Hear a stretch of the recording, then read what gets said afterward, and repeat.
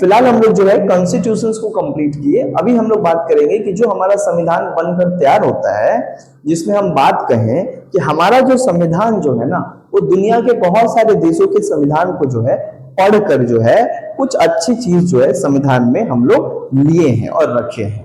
तो यहाँ पे बात आता है कि हम कौन कौन सा देश से क्या क्या हम लोग क्या किए हैं, बोरो किए हैं, है ना। मतलब हम जब भारत का संविधान जब तैयार हो रहा था तो दुनिया के बहुत सारे देशों के संविधान को पढ़ा गया था और अलग अलग देशों के संविधान से जो हम लोग को अच्छा लगा, हमारे अकॉर्डिंग, हमारे देश के लिए जो सही था, उसको क्या किया गया, हम लोग जोड़ दिए, यानी ऐड कर दिए। तो अब यहाँ पे बात ऐसा है कि हमारे संविधान में जो कुछ भी आज है उसमें कौन कौन सा चीज जो है किसी दूसरे देश के संविधान से लिया गया है, जिसको हम लोग आज बात करेंगे सोर्सेस। इसको हम लोग क्या पढ़ेंगे, सोर्सेस ऑफ इंडियन कॉन्स्टिट्यूशन, यानी भारत के संविधान को बनाने का सोर्सेस क्या है, सोर्सेस ऑफ इंडियन कॉन्स्टिट्यूशन। यानी बात यहाँ पे ये होता है कि जो भारत का संविधान जो बनकर तैयार हुआ हमारा, तो वो उसमें क्या क्या सोर्सेस लिया गया, कहां कहां से जो है संविधान में जो है हमारा बहुत सारा सिस्टम और बहुत सारा चीज को जोड़ा गया। तो देखो हमारा जो भारत का संविधान जो है ना, वो तो साफ साफ कह देता है कि हमारा भारत का संविधान बहुत सारा ऐसा सिस्टम है जो दुनिया के बाकी देश के संविधानों को पढ़कर जो है लिया गया है। तो उसको ये लोग समझ जाते हैं कि हमारे भारत के संविधान में कौन कौन सा चीज इस देश उस देश या उस देश के संविधान से लिया गया है, उसी को तो सोर्सेस कहा जाता है। सोर्सेस मतलब ये जो भारत का संविधान एक जो ऐसे देख रहे हैं, तो इसका सोर्स क्या है, ये कहां कहां से बना, तो इसका जो जहां जहां से हम लोग सोर्स लिए वो सोर्स बताएंगे कि भाई भारत का जो संविधान बनकर तैयार हुआ है उसका वेरियस सोर्सेस है। वेरियस मतलब मल्टीपल सोर्सेस है, क्योंकि मल्टीपल कंट्री के कॉन्स्टिट्यूशंस को पढ़कर हम वहां से जो अच्छा लगता था, जो सही होता था, जो हमारे देश के हित में होता था, है ना, जो हमारे लिए बेहतर होता था, उसको हम लोग अपनाएं। तो देखो सबसे पहला जो सोर्स होता है उसको कहते हैं government of Indian act. Government of Indian act 1935। क्या बात की है, government of Indian act 1935।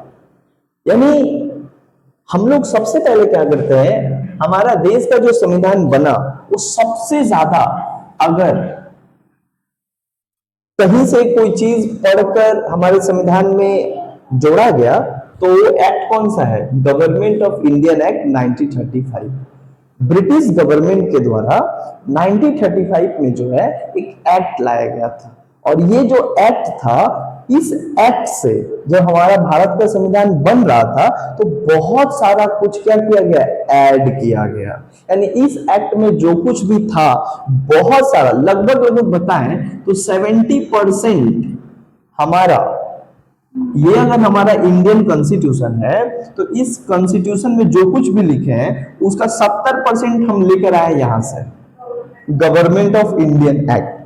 Hindi में कहते हैं भारत सरकार अधिनियम 1935।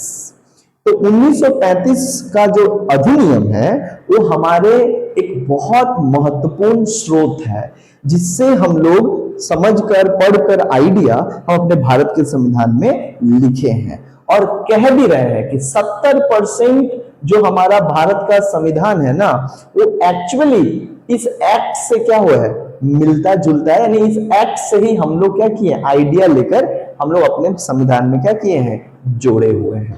अब बात आता है कि क्या क्या गवर्नमेंट ऑफ इंडियन एक्ट से लिए हैं, तो थोड़ा 2-3 बात हम बता दें क्या क्या हम गवर्नमेंट ऑफ इंडियन एक्ट से लिए हैं। तो सबसे पहले पोस्ट ऑफ गवर्नर, जैसे आज भी हमारे देश में क्या है, गवर्नर का पोस्ट है ना, हर एक राज्य का एक गवर्नर होता है। जैसे हमारे राज्य का भी नया गवर्नर अपॉइंट हुए हैं बंगाल का, वेस्ट बंगाल का एएन रवि बोल के जो है वो क्या किए, अपॉइंट हुए अभी बंगाल का गवर्नर। इसके पहले जो थे उनका नाम क्या था, सीवी आनंदा बोस। तो हमारे 2800 राज्य का क्या होते हैं, गवर्नर होते हैं। और देखो 1947 के पहले जब ब्रिटिशर्स आए थे तो वो भी क्या करते थे, अलग अलग राज्य को चलाने के लिए गवर्नर अपॉइंट कर देते थे। Governor general of Bengal, governor general of Bombay, governor general of Madras. तो वही तो गवर्नर का पोस्ट हम लोग भी एक्चुअली क्या है, आज हम लोग अपना रहे हैं, यानी कि वो तो actually government of Indian act है ना। So government of Indian act से हम लोग क्या लिए हैं, पोस्ट ऑफ गवर्नर का, गवर्नर का पोस्ट हम लोग लिए हैं। आ गया, चलो गवर्नर के पोस्ट के साथ साथ हम लोग क्या किए हैं, इस एक्ट से जो है दूसरा सबसे इंपॉर्टेंट चीज क्या लिए हैं, हम लोग लिए हैं यूनियन लिस्ट और स्टेट लिस्ट। यूनियन लिस्ट और स्टेट लिस्ट। यूनियन लिस्ट का मतलब होता है सेंट्रल गवर्नमेंट, सेंट्रल गवर्नमेंट कौन कौन सा चीज के ऊपर कौन कौन सा चीज के ऊपर कानून बना सकता है, और स्टेट लिस्ट मतलब स्टेट गवर्नमेंट कौन कौन सा चीज पे कानून बना सकता है। ये दोनों का लिस्ट एक्चुअली हम लोग लिए कहां से, गवर्नमेंट ऑफ इंडियन एक्ट, क्योंकि गवर्नमेंट ऑफ इंडियन एक्ट जब आया था तो ये था वहां पे, और हम लोग भी इसको संविधान में जोड़ दिए गए। यानी ये जो लिए हैं ये तो हम यूनियन यहां से तो लिए गवर्नमेंट ऑफ इंडियन एक्ट। तो क्या क्या लिए हैं, केंद्र सूची और राज्य सूची। दैट मीन्स सेंट्रल गवर्नमेंट किन सब्जेक्टों पे कानून बना सकता है और स्टेट गवर्नमेंट कौन सा सब्जेक्ट पे कानून बनाएगा, ये जो लिस्ट है ये एक्चुअली हम लोग लिए हैं गवर्नमेंट ऑफ इंडियन एक्ट से। तीसरा चीज क्या लिए हम यहां से, तीसरा चीज हम लोग क्या लिए यहां से मतलब गवर्नमेंट ऑफ इंडियन एक्ट 1935 से, और हम लोग क्या लिए हैं, एक लिए हैं इंटीग्रेटेड जुडिशियरी सिस्टम। क्या लिए हैं, इंटीग्रेटेड जुडिशियरी सिस्टम। हमारे देश में क्या है, देखोगे जुडिशियरी सिस्टम तो है लेकिन इंटीग्रेटेड है। इंटीग्रेटेड मतलब ऐसा है, सबसे ऊपर सुप्रीम कोर्ट है, हाई कोर्ट है एंड डिस्ट्रिक्ट कोर्ट है। तो सबसे ऊपर क्या है, सुप्रीम कोर्ट। इसको कहते हैं इंटीग्रेटेड जुडिशियल सिस्टम को सिंगल जुडिशरी भी कहते हैं। ये हम लोग एक्चुअली कहां से लिए हैं, गवर्नमेंट ऑफ इंडियन एक्ट 1935 से, है ना। जहां पे न्यायपालिका का जो हेड होगा, जो सबसे हेड होगा वो होगा एक कोर्ट, सुप्रीम कोर्ट, जिसको सभी को बात मानना पड़ेगा। आगे तो हम तो यहाँ पे समझे कि गवर्नमेंट ऑफ इंडियन एक्ट से क्या क्या चीज लिया गया है। अब हम लोग आगे बढ़ते हैं कि और कहां से क्या लिया गया है। तो सबसे पहले बात करते हैं यूके, जो देश हमको गुलाम बनाया था, उस देश के संविधान से हम लोग बहुत कुछ लिए हैं। यानी ब्रिटेन से जो है और ब्रिटेन के संविधान से हम बहुत कुछ क्या किए हैं, बोरो किए हैं, और बोरो करके हम अपने देश के संविधान में लिखे हैं, है ना। तो भैया हम लोग जो तुमसे लिए हैं वो हम लोग लिख बता दे रहे हैं कि लिए हैं, चोरी तो नहीं कर रहे हैं, है ना। यूके से हम लोग क्या क्या लिए हैं, क्या क्या हम लोग कॉपी किए हैं।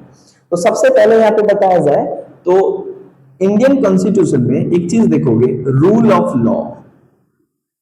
क्या देखोगे, रूल ऑफ लॉ। आर्टिकल 14 पढ़ाएंगे। आर्टिकल 14, आर्टिकल 14 बोलता है कानून का शासन। देश में जो है कोई व्यक्ति विशेष का शासन नहीं होगा, बल्कि लॉ का शासन होगा। Law is the supreme and everyone is treated equally by the law. No privileges, no privileges could be given anyone. कोई भी व्यक्ति को किसी भी तरीके का प्रिविलेजेस नहीं दिया जाएगा, है ना। कानून का शासन होगा, कानून के अनुसार सबके साथ बिहेवियर होगा। तुम चीफ मिनिस्टर हो, प्राइम मिनिस्टर हो, कि तुम आम इंसान हो, सबके ऊपर कानून। समझ में आया। तो ये रूल ऑफ लॉ कहां से लिया गया है, यूके के संविधान से। और क्या लिया गया यूके के संविधान से, सबसे बड़ा पार्लियामेंट्री सिस्टम। क्या लिया गया है, पार्लियामेंट्री। देखो हम जो है, हमारा जो देश है वो पार्लियामेंट्री सिस्टम अपनाता है। पार्लियामेंट्री मतलब संसदीय प्रणाली व्यवस्था, हिंदी में कहते हैं संसदीय प्रणाली व्यवस्था। पार्लियामेंट्री सिस्टम का मतलब क्या होता है, पार्लियामेंट्री सिस्टम का मतलब होता है जहां पे लेजिस्लेचर, कानून बनाने वाला जो बॉडी है, वो सुपीरियर होगा एग्जीक्यूटिव से। पार्लियामेंट्री सिस्टम का मतलब होता है प्राइम मिनिस्टर सिस्टम, जहां पे हमारे देश का जो रियल हेड होगा वो प्राइम मिनिस्टर होगा। समझ में आया। पार्लियामेंट्री सिस्टम हम कहां से लिए हैं, यूके से लिए हैं। पार्लियामेंट्री सिस्टम, पार्लियामेंट ही एक्चुअली क्या है, सोवरेन बॉडी होगा जो कंट्रोल करेगा एग्जीक्यूटिव पे, है ना। अच्छा, पार्लियामेंट्री सिस्टम के साथ साथ हमारे देश में कैबिनेट सिस्टम है ना, हमारे देश में कैबिनेट सिस्टम है। ये कैबिनेट सिस्टम भी कहां से लिया गया है, यूके से। कैबिनेट सिस्टम भी कहां से लिए हम लोग, यूके से। कैबिनेट सिस्टम का मतलब क्या होता है, रूल बाय मेजोरिटी।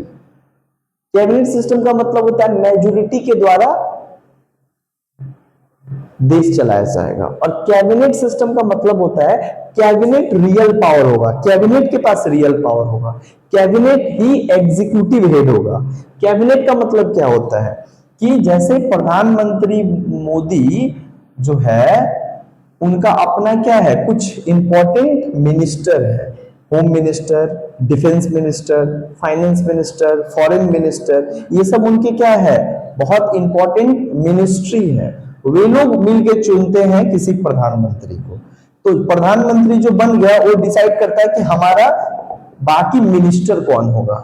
तो वो जो मिनिस्टर, प्राइम मिनिस्टर जिसको सिलेक्ट करता है वही कहलाता है कैबिनेट मिनिस्टर, है ना। तो कैबिनेट के पास रियल पावर होता है जो देश को चलाता है सही मायने में। उसके बाद देखा जाए तो हमारे देश में बाई कैमरल सिस्टम है। क्या है, बाई कैमरल लेजिस्लेचर है। बाई कैमरल मतलब हमारा जो पार्लियामेंट है वो बाई कैमरल है, जहां पे दो सदन है, लोकसभा है और राज्यसभा है, यानी दो हाउस है ना। और दो हाउस मतलब बाई, बाई साइकिल, बाई मतलब दो, तो बाई कैमरल, बाई कैमरल मतलब टू हाउस। मतलब हमारा जो संसद है वो एक हाउस से नहीं बना है बल्कि दो दो हाउस है। एक है लोकसभा, एक है राज्यसभा, एक है लोअर हाउस, एक है अपर हाउस, इसीलिए इसको कहते हैं बाई कैमरल। तो हमारे देश में जो बाई कैमरल लेजिस्लेचर जो देख रहे हैं ये एक्चुअली यूके के संविधान से हम लोग लिए हैं, अंडरस्टैंड। उसके बाद बता रहे हैं यूके से तो ये सब कुछ लिए हैं। उसके अलावा देखा जाए तो अमेरिका के संविधान से भी हम लोग बहुत कुछ लिए हैं। अमेरिका का संविधान दुनिया का सबसे पहला रिटन कॉन्स्टिट्यूशन था। तो अमेरिका के संविधान से भी हम लोग बहुत कुछ क्या किए हैं, अपने संविधान में लिए हैं और लिखे हुए हैं। जैसे क्या, तो सबसे पहला अमेरिका के संविधान से लिए हैं फंडामेंटल राइट्स। क्या लिए हैं, फंडामेंटल राइट्स। यही जो आज हम लोग बात करते हैं कि नागरिकों का कुछ अधिकार होता है, बोलने का अधिकार, अपना बात रखने का अधिकार, कहीं घूमने का अधिकार, पढ़ने लिखने का अधिकार, है ना, धार्मिक आजादी, ये तमाम आजादी जो हम लोग का है, ये फंडामेंटल राइट्स, ये एक्चुअली कहां से लिए हैं, अमेरिका के संविधान से। और अमेरिका का संविधान पहला संविधान है जो अपने नागरिकों को क्या देता है, फंडामेंटल राइट्स देता है, यानी कुछ मौलिक अधिकार देता है कि नागरिक के पास भी देश में कुछ क्या होता है, अधिकार होता है, आजादी होता है, वो आजादी वो अपने से मना सकते हैं। फंडामेंटल राइट्स, बोलने का, घूमने का, फिरने का, जॉब करने का, जो भी करने का, ये फंडामेंटल राइट्स का आइडिया कहां से लिया है, अमेरिका। अमेरिका से एक और चीज ली है, independence of judiciary. Independence of judiciary यानी न्यायपालिका को हम कैसे स्वतंत्र रखेंगे। स्वतंत्र मतलब न्यायपालिका जो है, जो कोर्ट है ना, कोर्ट को तो न्यूट्रल रहना पड़ेगा ना। मान लो कोर्ट किसी एक पक्ष में हो जाएगा तब तो खत्म, न्याय किसी को नहीं मिलेगा। जब वो इंडिपेंडेंट रहेगा, डरेगा नहीं, किसी तरीके का उसके ऊपर दबाव नहीं होगा, तब ना वो अपने अकॉर्डिंग सजा सुनाएगा।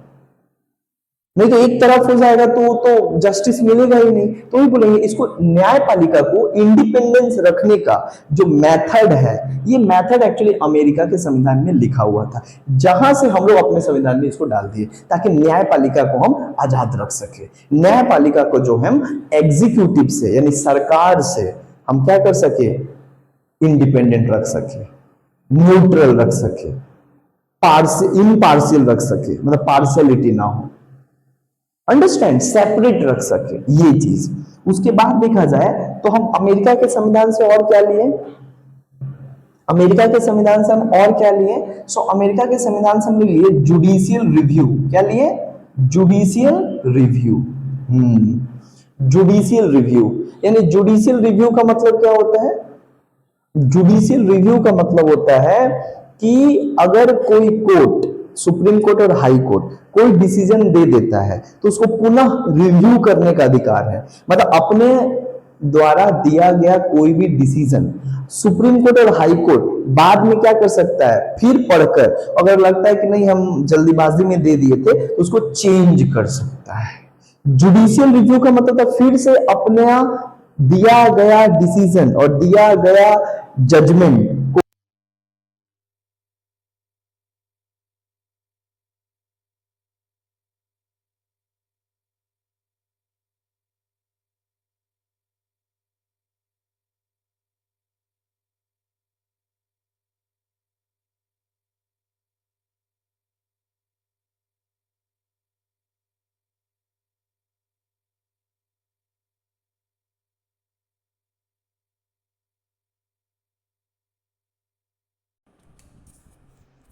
उनको हटाने का विधि क्या है, इसको लेकर जो है यहाँ पे बात किया गया इम्पीचमेंट ऑफ प्रेसिडेंट।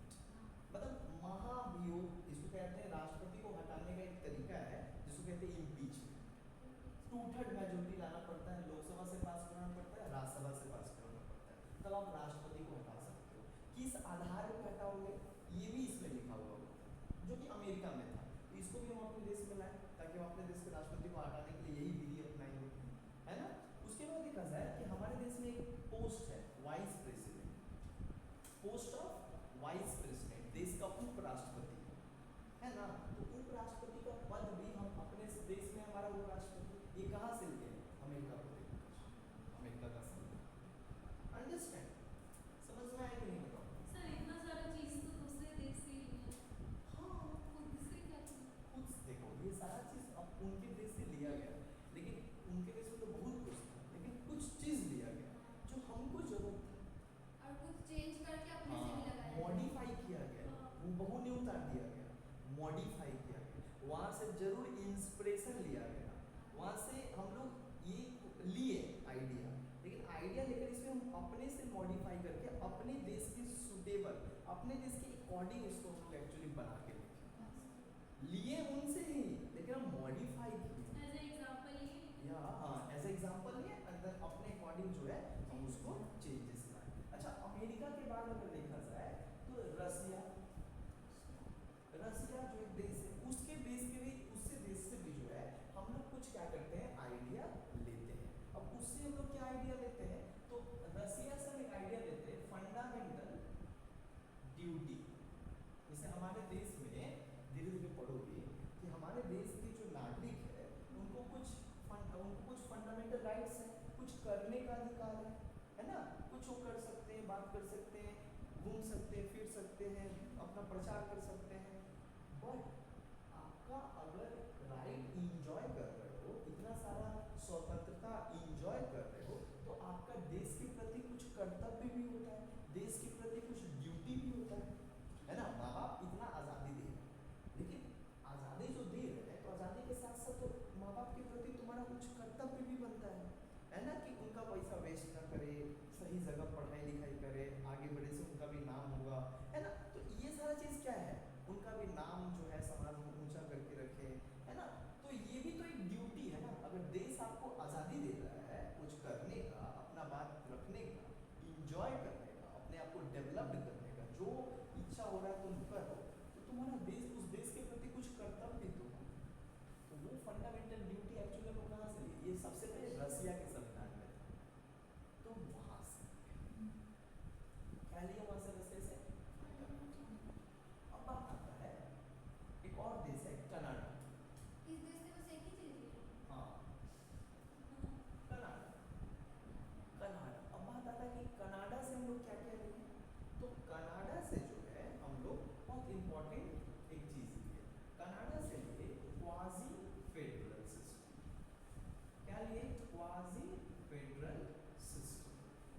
अब ये क्वाजी फेडरल सिस्टम का मतलब क्या होता है, इसका मतलब होता है स्ट्रॉन्ग सेंटर, स्ट्रॉन्ग सेंटर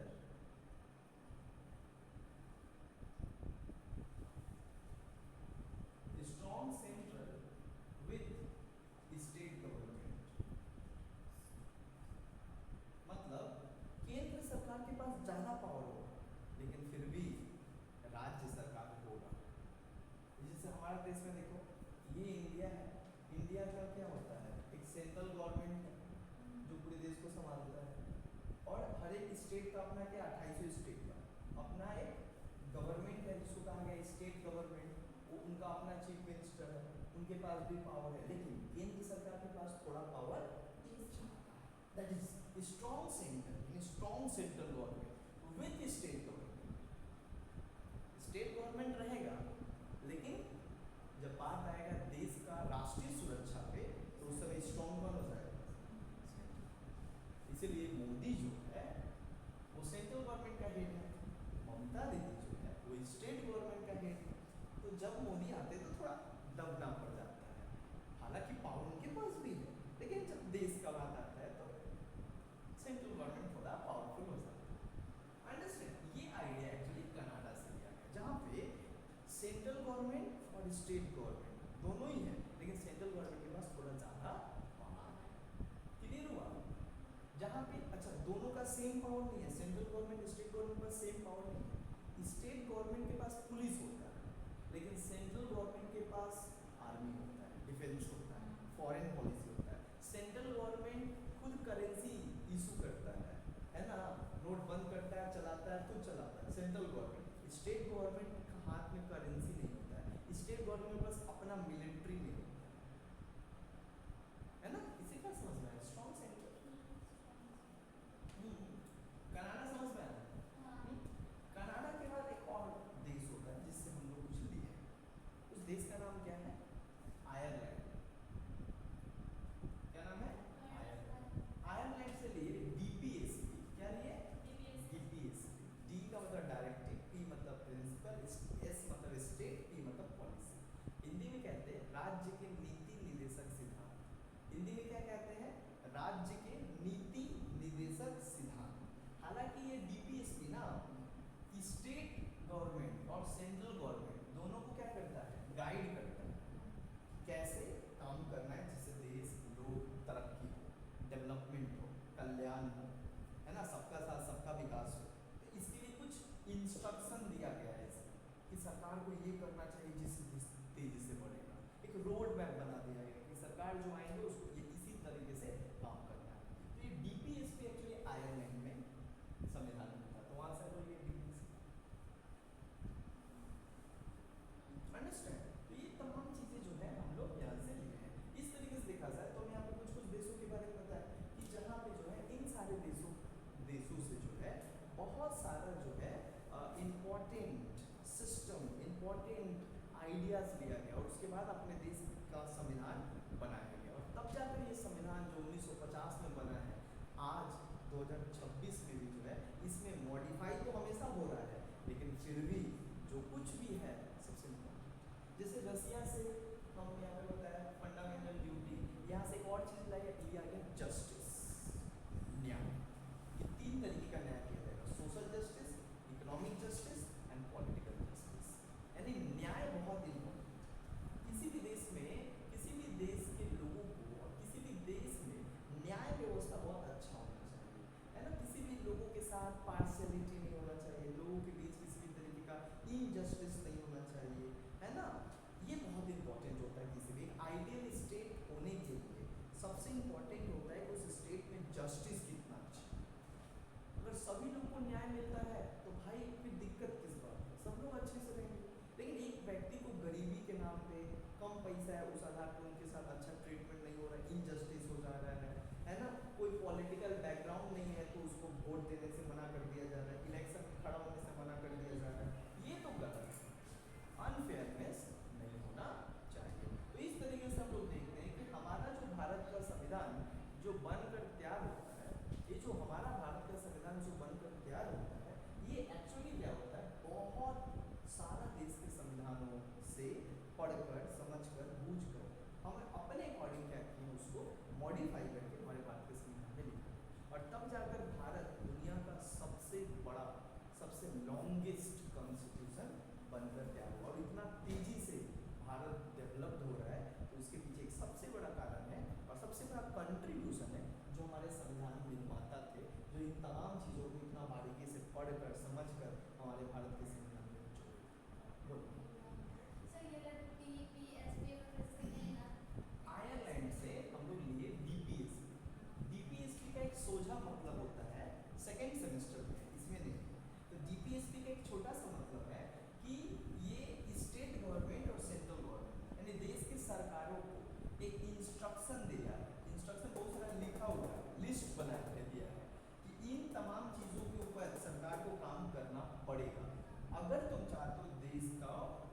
का डेवलपमेंट, अगर चाहते हो लोगों का कल्याण, अगर चाहते हो कि गरीब अमीर के बीच कोई भेदभाव ना हो, अगर आप चाहते हो रिच पुअर के बीच डिस्क्रिमिनेशन ना हो, अगर आप चाहते हो देखना चाहते हो भारत को एक विश्व गुरु का भारत, तो आपको ये चीज़ फॉलो करना, यानी ये इंस्ट्रक्शन दिया गया टू द स्टेट, स्टेट को दिया गया इंस्ट्रक्शन कि तुमको ये करना चाहिए, जिससे कि देश क्या होगा।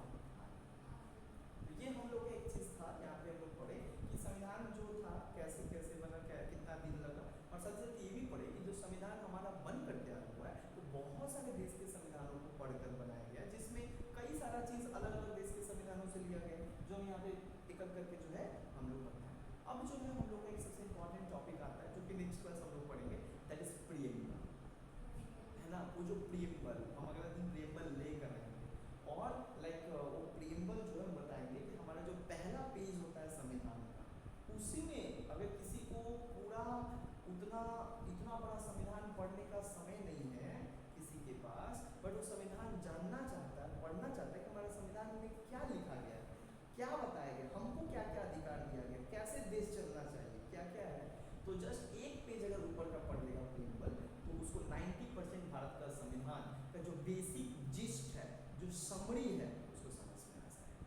कई दफ़ा क्या होता है, कहानी बहुत लंबा होता है, 50 पन्नों का होता है, लेकिन उसका समरी जो है वो 1 पन्नों में होता है। अगर वो पढ़ लो 1 पन्ना, तो बाकी तुमको समझ में आ जाएगा कि किस चीज़ पे आधारित है। वैसा ही एक प्रीएम्बल जो हम लोग नेक्स्ट क्लास